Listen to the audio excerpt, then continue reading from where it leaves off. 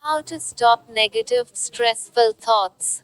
The work of Byron Katie. Hi friends, Namaste. Welcome to my channel. In this channel we explore awakening, meditation and self-inquiry.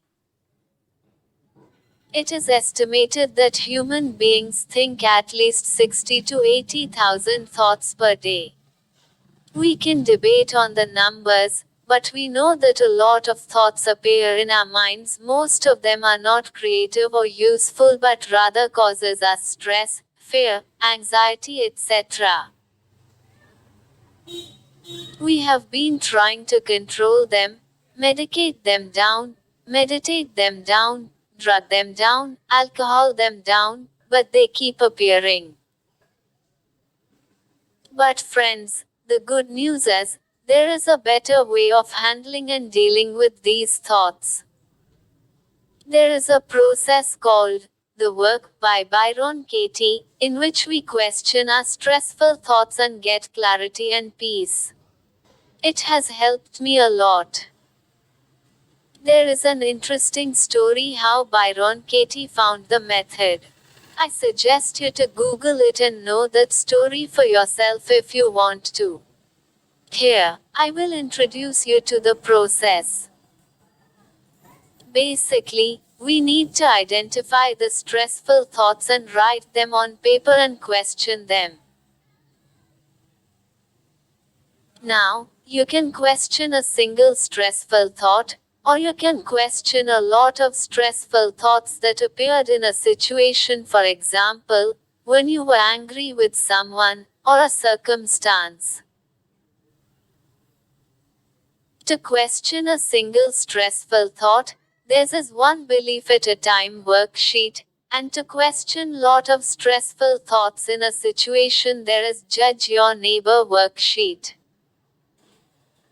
These worksheets are available for free in work.com or byronkatie.com.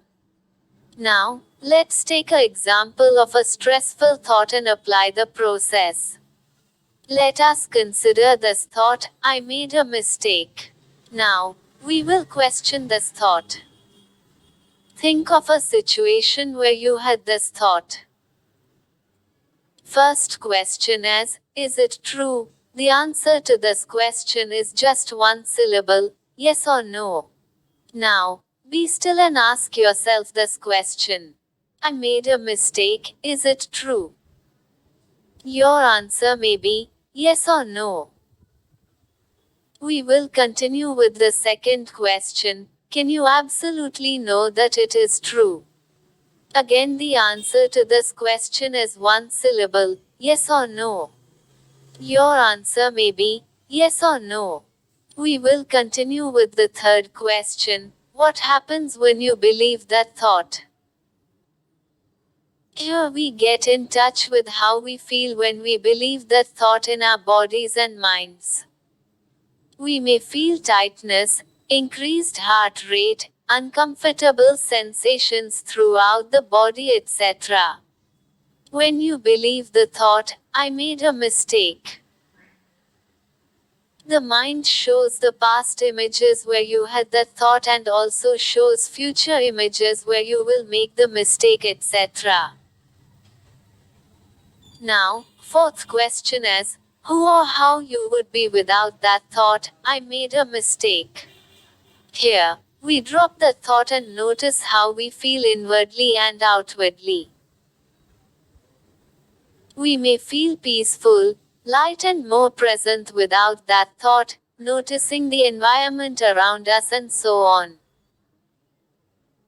Now, there are turnarounds. Here we will explore other perspectives with open mind.